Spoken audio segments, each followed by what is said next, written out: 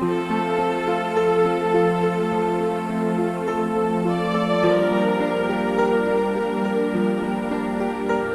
noite, gente. Sejam bem-vindos a mais um dos nossos evangelhos do Grupo de Estudos Espíritas Caibar Schutel. Vamos ao nosso Pai Nosso? Fechando os olhos, deixando tudo lá fora, preocupações e alegrias, ligando-nos à oração ensinada pelo Mestre Jesus. Pai nosso que estais nos céus, santificado seja o vosso nome. Venha a nós o vosso reino, seja feita a vossa vontade, assim na terra como no céu. O pão nosso de cada dia nos dai hoje.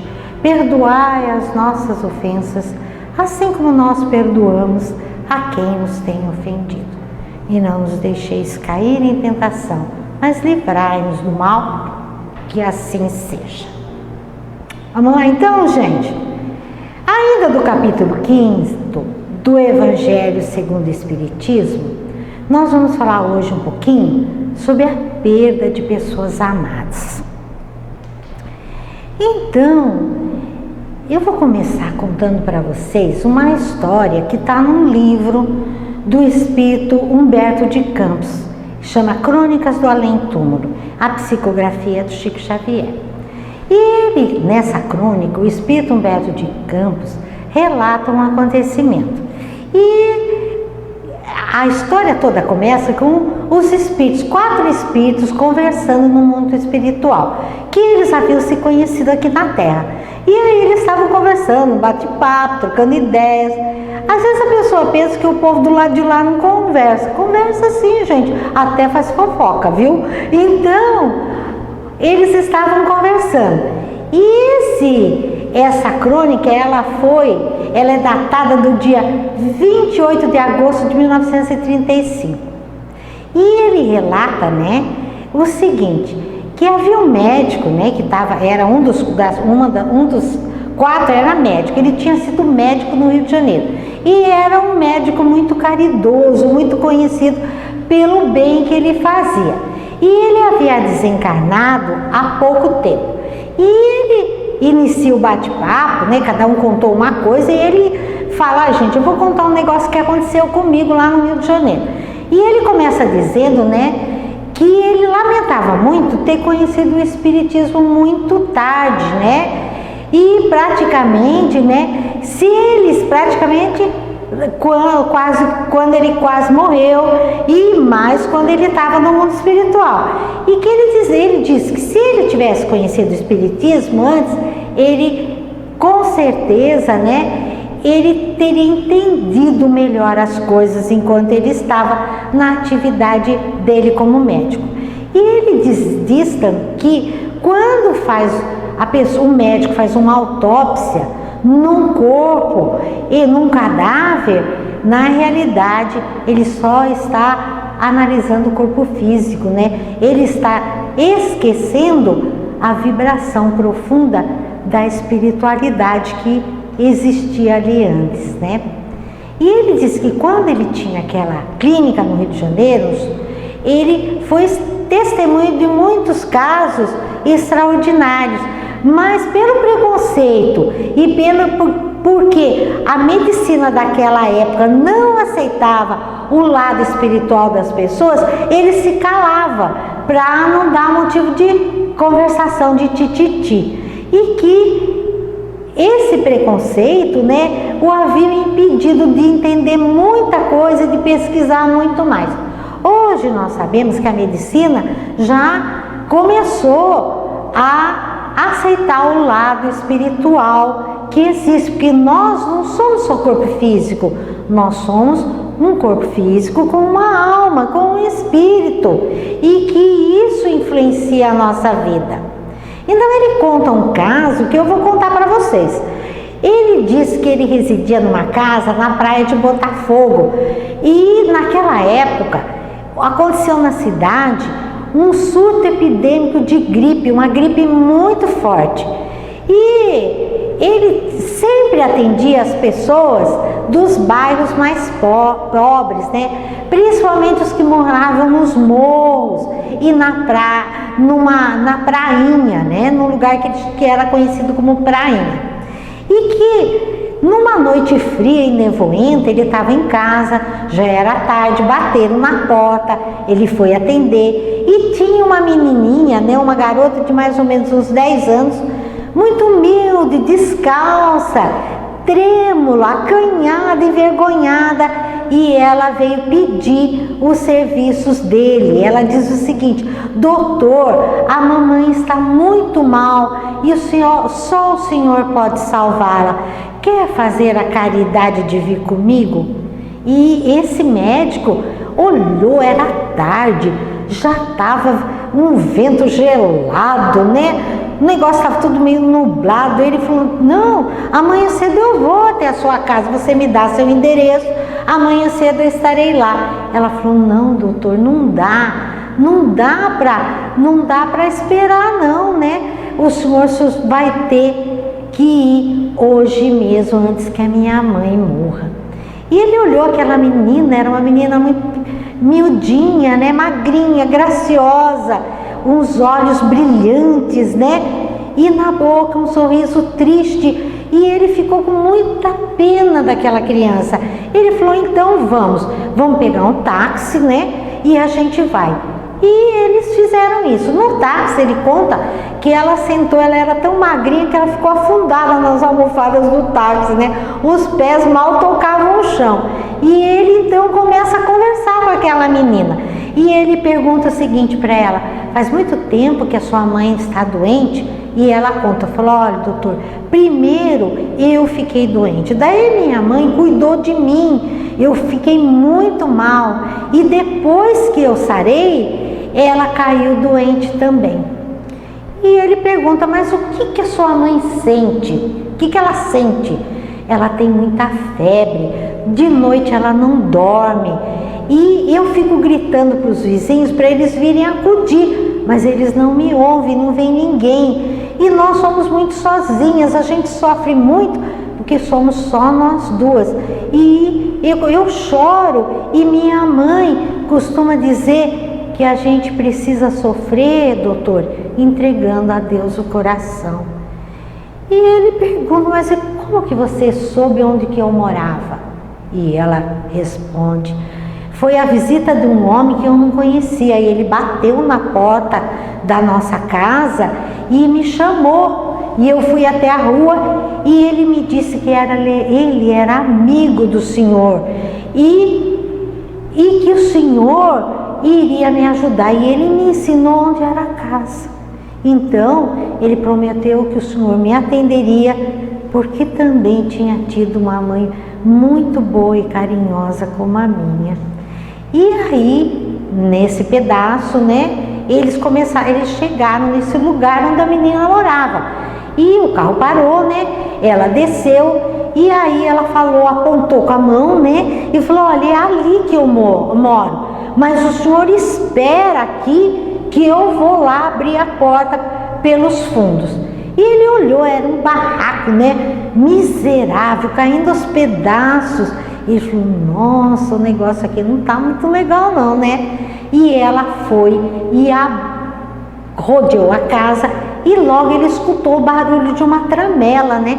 Abrindo a porta bem devagarzinho. Ele abriu e ele entrou. E quando ele entrou, ele viu na sala, num canto, uma cama, e sobre a cama uma mulher. E ele viu que ela estava muito doente, ela tinha o rosto desfigurado, sabe? Ele viu que ela tinha chorado, porque tinha marcas e lágrimas nos olhos dela.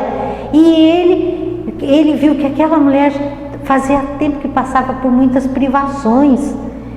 E ele perguntou, né?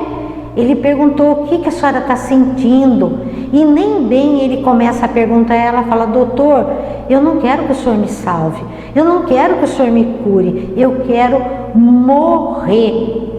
E ele ficou impressionado. Ele vira e fala: mas a senhora não pode fazer isso, eu vou tratar a senhora vai sarar. A senhora tem que olhar que a senhora tem uma filha que a ama muito, que é muito carinhosa, ela foi atrás de mim. E ele falou: minha filha foi atrás do senhor? Não, minha filha está morta desde anteontem. Aí ele parou, né? Ele falou, aquele popular que a gente fala, vixe, né? Ele parou, né? Ela falou, doutor, olha ali no quarto e não queira devolver a minha saúde, porque eu quero morrer. Aí ele entrou no quarto que ela tinha apontado e tinha uma cama, e ele viu que naquela cama realmente tinha uma menina, que ela já estava assim, com aquela aparência de cera, bem pálida, né? E que ela estava morta já, realmente, no tanto que aquela mulher havia dito. E ele diz o seguinte, né? Que os olhos dela estavam fechados, então aqueles olhos brilhantes, fulgurantes que ele tinha admirado, eles estavam fechados, e que na boca daquela criança pairava aquele sorriso ainda, um leve sorriso, sabe? E aí ele falou para os outros 3 que estavam escutando a história. Então eu entendi, gente, que eu havia deslizado nas avenidas com uma sombra dos mortos. Essa história eu contei para vocês antes de falar sobre a perda de pessoas amadas, porque a nossa vida não se resume nisso, gente. A morte é um fenômeno natural e inevitável. Todos nós vamos morrer. Todos nós um dia vamos retornar ao mundo espiritual, que é a nossa verdadeira morada. No entanto, gente, lidar com a perda de pessoas, de entes queridos, é sempre muito difícil. Nós entendemos isso. Cada pessoa reage de uma maneira diferente diante do luto. E, sem dúvida alguma, né, perder alguém que a gente ama é uma das dores mais profundas que uma pessoa pode sentir. Quem já passou por essa experiência compreende muito bem isso. Nossos entes queridos se vão por muitas razões: doenças, acidentes, crimes violentos, suicídios, Covid hoje em dia, né? E quando isso acontece, nós somos obrigados a encarar o luto pela morte de quem estava até agora ali mesmo e de repente não está mais. Então, você sente saudade, você sente a falta. É uma coisa muito difícil. E o papel da doutrina espírita é nos auxiliar a compreender melhor esse processo, consolando as nossas dores. Ela nos ensina que nós somos espíritos eternos, ocupando corpos físicos compatíveis com as nossas necessidades evolutivas. A Terra, ela pode ser para nós uma escola, um hospital, uma prisão, mas ela não é o nosso lar. Nós estamos aqui na Terra cumprindo uma etapa necessária ao nosso aprimoramento espiritual, que é a finalidade maior da nossa vida no corpo físico. Fim dessa etapa, nós vamos retornar ao nosso lar verdadeiro, que é o mundo dos espíritos. E para isso nós temos que desencarnar. Então, gente, a vida não acaba no túmulo. A morte não é o fim, mas apenas o começo de uma nova etapa. E aí as pessoas me perguntaram, né, se nós temos uma hora certa para desencarnar. Quer dizer, se nós temos uma hora marcada para desencarnar, ou a gente desencarna por algum outro motivo ao acaso. Então, a doutrina espírita diz que nós precisamos considerar pelo menos 3 importantes fatores quando a gente fala em nascimento e morte, ou aquilo que a gente chama de desencarnação de um ser humano. O primeiro fator, gente, tem a ver com a nossa programação reencarnatória. Antes de nascer aqui nessa terra, antes de renascer, é feito lá no mundo espiritual uma programação reencarnatória. Quer dizer, aqueles espíritos encarregados de estudar como é que a gente vai viver aqui na Terra, o que nós vamos poder vivenciar de experiência para que a gente possa evoluir, eles vão nos mostrar. Nós, por exemplo, nós já temos condições de nos reunirmos com eles e estudarmos como vai ser a nossa reencarnação. Eles vão explicar, olha, isso aqui é bom para você, aquilo não é, vamos fazer isso, vamos fazer aquilo. Então é feito um projeto, um programa reencarnatório. E a espiritualidade influencia nisso, porque ela olha, ela analisa, ela faz uma análise. E isso tem a ver com o nosso potencial genético, porque lá no mundo espiritual tem geneticistas espirituais. Então os nossos genes, eles vão receber determinadas informações para que que o nosso corpo possa ter um determinado desempenho aqui na Terra, naquela encarnação que vai se processar. Então nós vamos ter potenciais de resistência, limitações, predisposições e até enfermidades. Então se você vai ter uma enfermidade, vamos supor que eu vou ter, vamos acertar um negócio aí, eu vou ter um problema, já tive, né, gente? Vamos pegar o que eu já tive. Eu tive um aneurisma, um rompimento de aneurisma. Ah, gente, que isso, pelo amor de Deus, enrolei. Um rompimento de aneurisma aos 32 anos de idade. E aí, por pouco eu não morri, ninguém entendeu como é que eu saí bela e frescolosa, como se diz. Então, gente, eu ia nascer com problema, eu podia voltar com problema. Então aí estava na minha programação reencarnatória, um aneurisma com tantos anos de idade. E eu lembro, né, até hoje, que quando eu fui agradecer ao mundo espiritual pelos tanto que eles me ajudaram, porque eu saí sem sequela nenhuma de uma cirurgia que havia chances de eu nossa, muita coisa que eu podia acontecer comigo e não aconteceu. Aí eu recebi a resposta do mundo espiritual e eles disseram o seguinte: agora você vai e você faça aquilo que você se comprometeu a fazer. Eu pensei, gente, eu comprometi a fazer o que eu sabia. Aí eu fiquei mais um monte de anos sem fazer nada, fui aproveitar a vida. Até que eles deram um jeitinho de eu ter uns probleminhas de doença e eu fui obrigada a procurar a doutrina espírita. E aí, né, sei lá, acabei me apaixonando pela doutrina espírita, por Jesus, e tô desde 87 nisso. Vocês percebem? Então, tinha num dos meus genes, isso daí programado. Então nós somos programados do lado de lá. Do lado de lá tem geneticistas espirituais que fazem aquilo ali. Isso daí, gente, não quer dizer que eles vão determinar tudo o que vai acontecer conosco. Você está entendendo? Eles põem as linhas gerais. Então, o resto corre por conta de uma coisa que chama livre-arbítrio. E o segundo fator, ele tem a ver com o potencial energético do perispírito. Vamos lembrar o que é perispírito? Nós somos corpo físico, a parte espiritual, né? Que é o espírito. E ligando o nosso corpo físico ao nosso espírito, existe uma parte que chama, Kardec deu o nome de perispírito. Esse perispírito, ele tem uma parte que tem ele recebe uma quantidade de fluido vital, quer dizer, da energia do fluido vital que eu vou ter à minha disposição durante a minha vida. Então vamos supor que eles marcaram que eu vou ter 85 anos de idade para viver, certo? O que vai acontecer? Eles vão calcular fluido vital para 85 anos.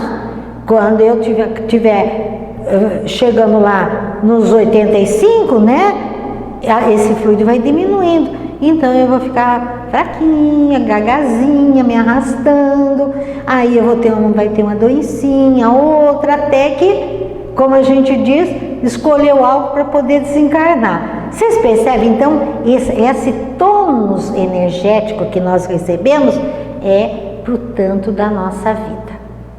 A menos, é como se fosse uma bateria, gente. A gente tem aquilo ali reservado para nós. E o terceiro, e não menos importante, fator a ser considerado, É o uso do livre-arbítrio, gente. Porque eu recebi uma programação reencarnatória, eu recebi uma quantidade de energia para ver um determinado tempo de vida. Aí entra a minha, o meu livre-arbítrio. O que eu vou fazer naquela minha vida?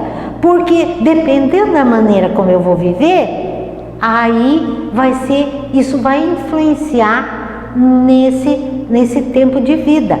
Vamos supor, né?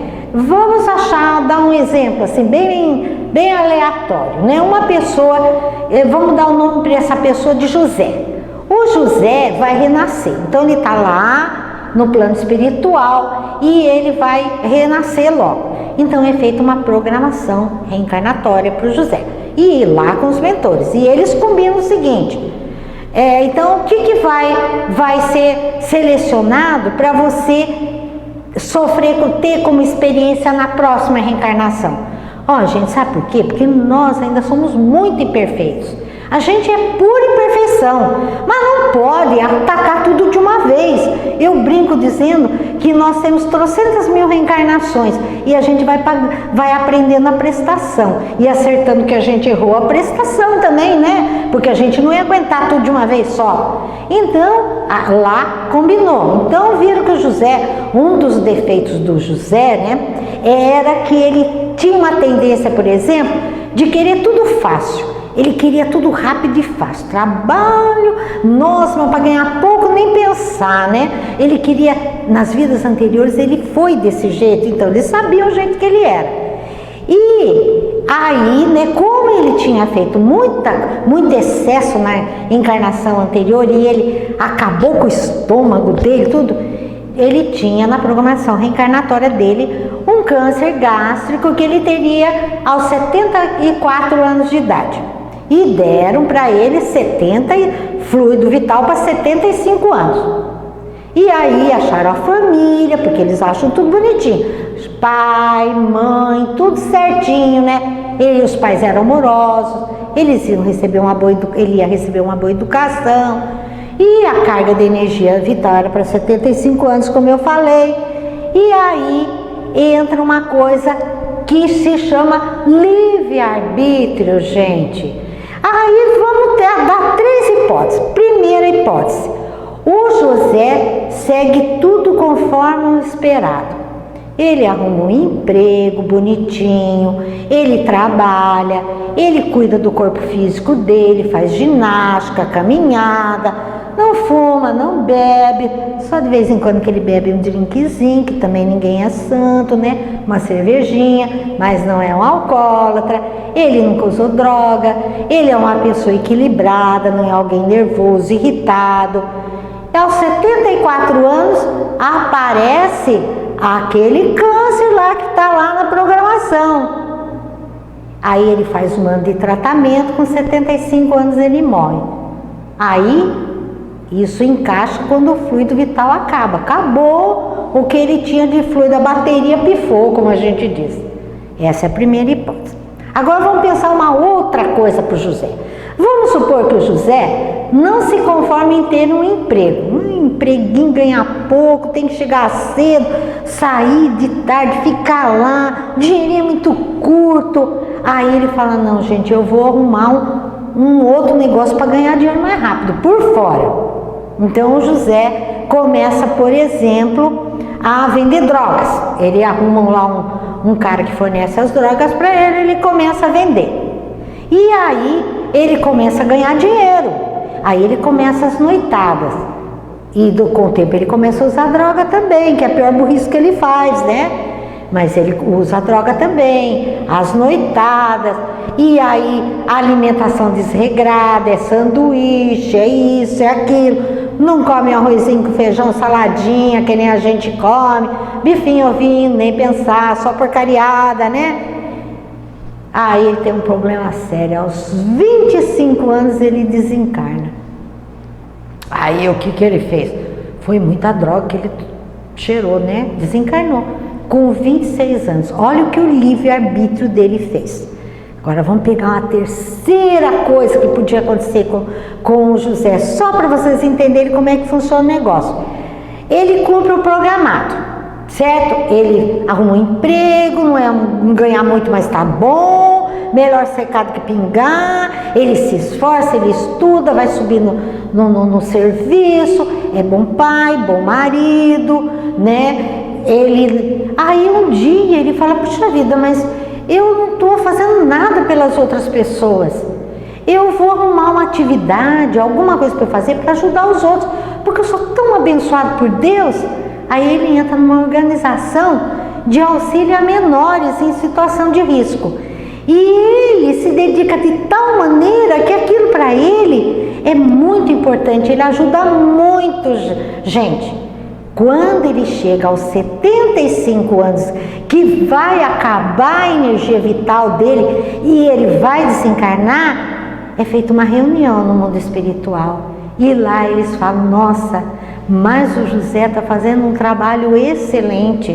Ele é uma pessoa lúcida, ele é dedicado, ele tem salvo muitos jovens, ele não tem nada que... Vamos fazer o seguinte... Vamos dar uma moratória para o José. Vamos dar mais 15 anos para o José.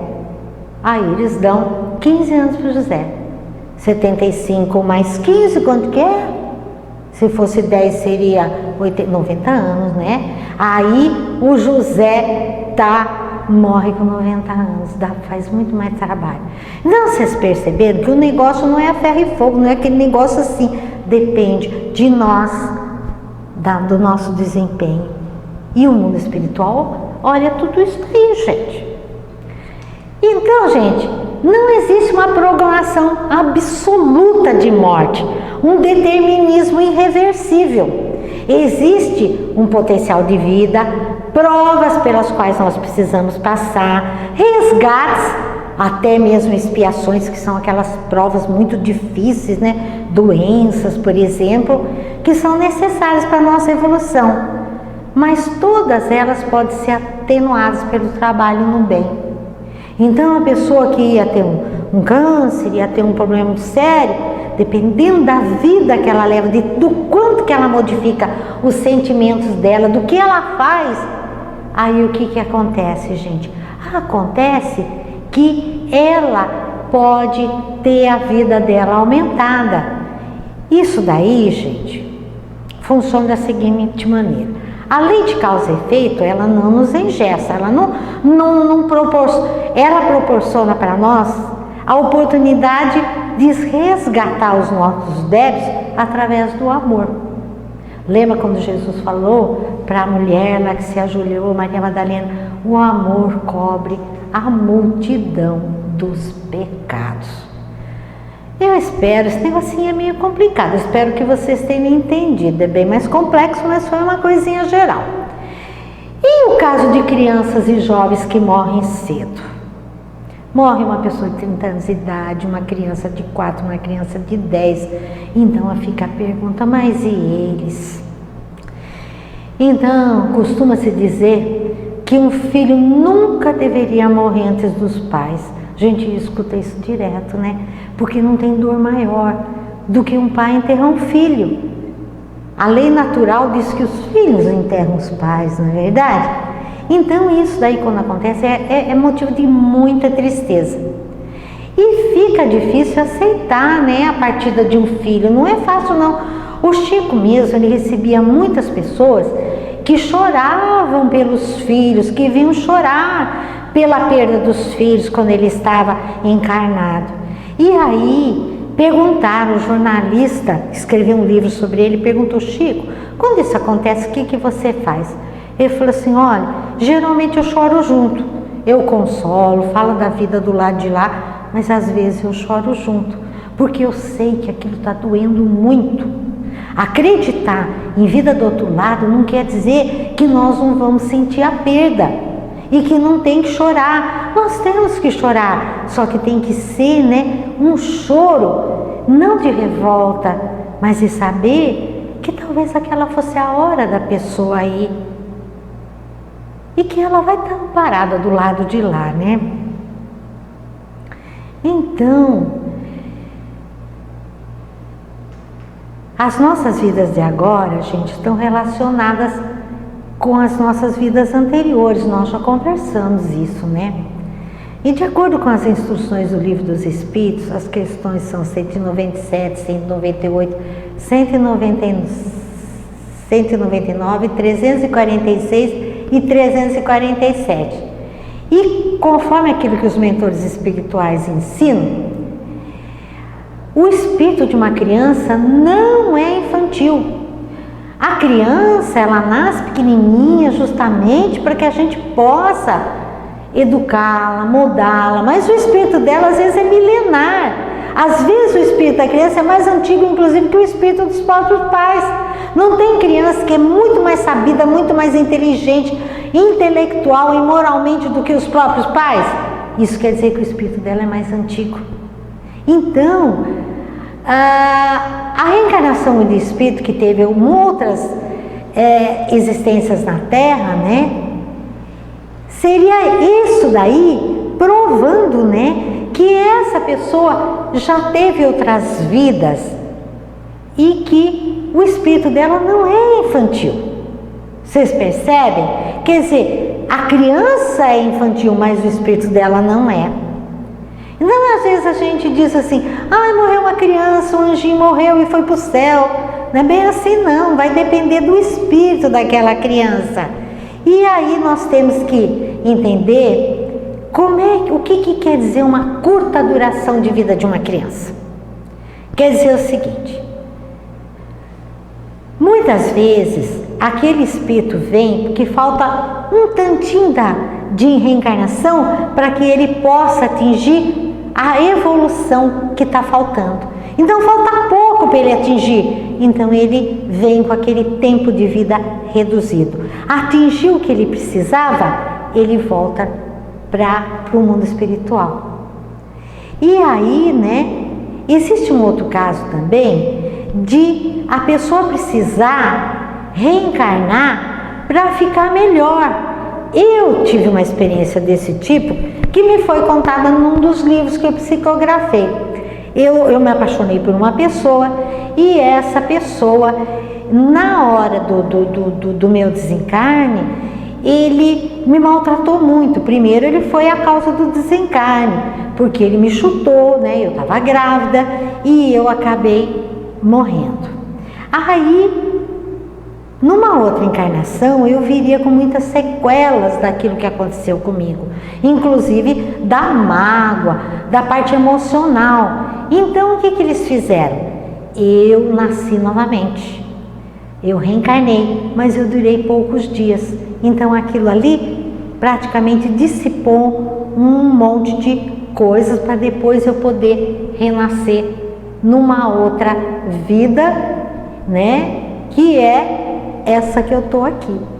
Aí eu fiquei sabendo isso uns anos atrás. Vocês percebem como é que é? Então, eu achava que eu já tinha, naquela encarnação que eu tive em Minas, depois eu tinha tido essa. Aí eles me contaram que não, que pelo tipo de morte, pelo sofrimento que eu tive, o mundo espiritual pegou, me fez reencarnar, eu vivi alguns dias, né? Aí o nosso perispírito, ele atenua tudo aquilo, aquelas impressões dolorosas que ficam registradas. Aí eu renasci na atual encarnação. Olha que coisa interessante. Então, tudo tem a ver com o nosso histórico espiritual, certo? Então, a curta duração da vida de uma criança, muitas vezes ela pode ter a ver com o histórico espiritual. São fatores previstos no histórico espiritual. A desencarnação dela prematura, quer dizer, com poucos anos de idade, neste caso, foi objeto da programação reencarnatória no plano espiritual. Foi programado lá que eu ia viver alguns dias. Foi programado, às vezes, que a pessoa morresse com 25, com 30 anos. Por quê? Porque a pessoa havia cumprido determinada fase da vida dela. Mas tem desencarnações na infância, gente, que não são previstas, que não estavam no tal do projeto da programação reencarnatória. Quando isso acontece? Na maioria das vezes, esses fatores não previstos, quer dizer que ela não foi, como eu já disse, objeto da programação. Ela acontece, primeiro, pode ser um acidente material, é próprio da organização humana e das condições da nossa vida planetária. A nossa vida aqui na Terra não é uma maravilha, não, tem muito perigo. Então a criança pode desencarnar, a pessoa pode desencarnar devido a algo que não tem nada na programação. O ambiente onde ela está vivendo é hostil e é sujeito a provações, então ela desencarna. Às vezes é um descuido dos pais com a saúde da criança. Acontece, da pessoa se descuidar, não cuidar direito, ou não cuidar da saúde e a criança desencarna. Pode ser que essa criança foi para um médico e teve uma assistência médica, mas essa assistência médica não foi adequada. O tratamento médico não foi bom, foi negligente, foi deficiente, e aí ela desencarna. Ela pode vir com uma insuficiência orgânica que não estava programada. Por quê? Porque aconteceu algo durante aquela gestação que não estava programado. Existe livre-arbítrio, não existe? Então, a pessoa engravida e faz alguma coisa durante a gravidez que prejudica a criança, é o livre-arbítrio da mãe. Mas aquilo não estava programado, ela poderia não ter feito. Vocês percebem como é que é um negócio? E existe fatores ambientais que são decorrentes da situação econômica. Agora, gente, tem uma coisa, tudo isso que não foi previsto, há um renascimento daquele espírito novamente em pouco tempo. Às vezes, gente, eu vou contar um negócio para vocês que eu não tinha programado de contar, não. Existem no mundo espiritual lugares que só tem crianças, certo? São crianças que vão reencarnar rápido, porque elas têm esse tipo de característica. Então, não há nenhum crescimento perispiritual, né? Ela fica com a aparência de criança. Tem pessoas que brincam, tem pessoas que convivem com elas, tem professores, tem as famosas tias, né? Então, tem os amiguinhos, porque elas vão reencarnar logo. Não, às vezes a gente fala, ai, perdeu, foi um acidente, não devia ter acontecido, ai meu Deus, mas a criança retorna. Há pouco tempo aconteceu um caso, né, a pessoa me trouxe, eu não vou contar, né, porque é uma coisa particular, mas a avó mandou um recado para a pessoa, que estava num sofrimento que a pessoa, os pais, os avós estavam enlouquecidos de dor. Ela mandou o recado que aquilo não era para ter acontecido, foi um acidente, mas que a criança ia voltar logo. E ela está voltando, gente. Legal, né? A pessoa vai ter o filho dela de volta. Vocês estão percebendo? Então, gente, a nossa vida não é aqui, a nossa vida é do lado de lá, mas a gente tem que cuidar muito bem dela aqui, porque ela foi dada a nós até como presente.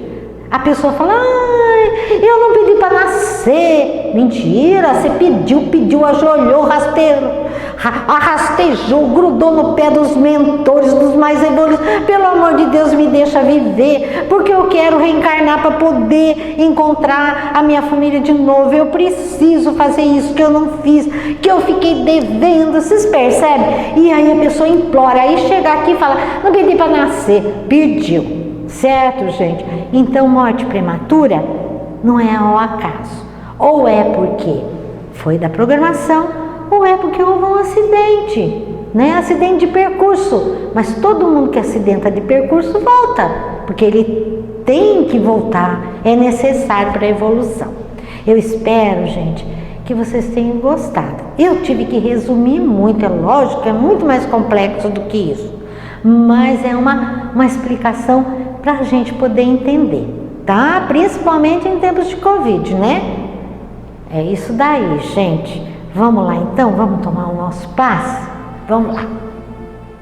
Neste momento, Você está na companhia dos mentores e passistas espirituais do Grupo de Estudos Espíritas Caibai-Schutel, assim como da equipe médica do Dr. Bezerra de Menezes, para a realização do passe espiritual à distância, restabelecendo o equilíbrio integral de todo o seu ser.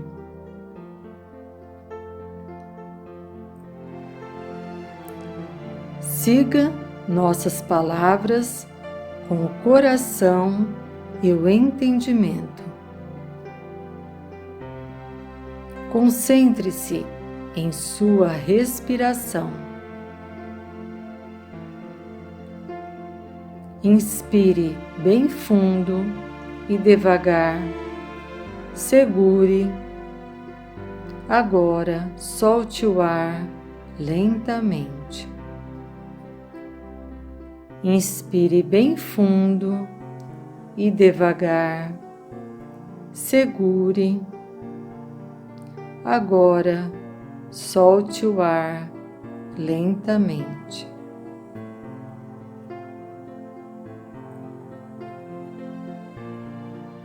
Inspire bem fundo e devagar. Segure. Agora, solte o ar lentamente. Pense em Jesus pedindo o auxílio do Mestre.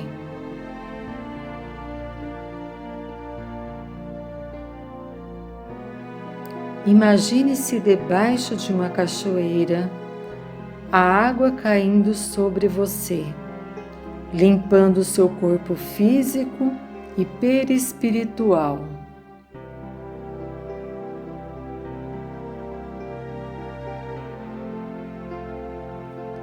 Pense em seu lar e em sua família.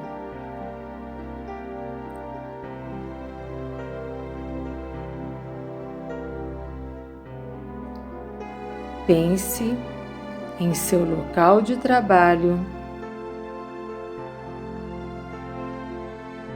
e estudos.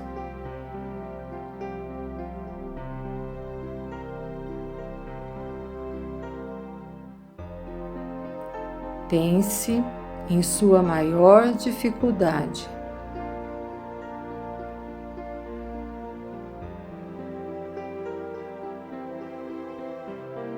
Agora, imagine o sol derramando suas energias, inundando você de saúde, vigor, esperança e paz.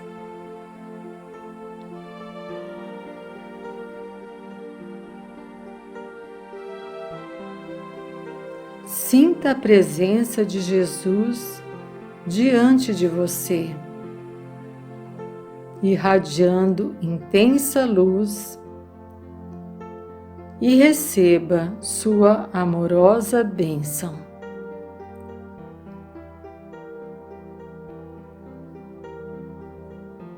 Agradecemos a Jesus pelo tratamento espiritual.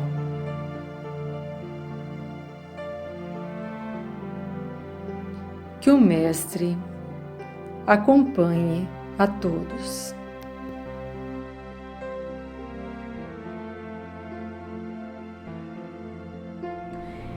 Então, passo tomado, aguinha tomada, vamos nos despedir. Um abraço bem grande para todo mundo, né? Continuem tomando cuidado com a pandemia. Tchau, tchau, um abração. Vamos lá.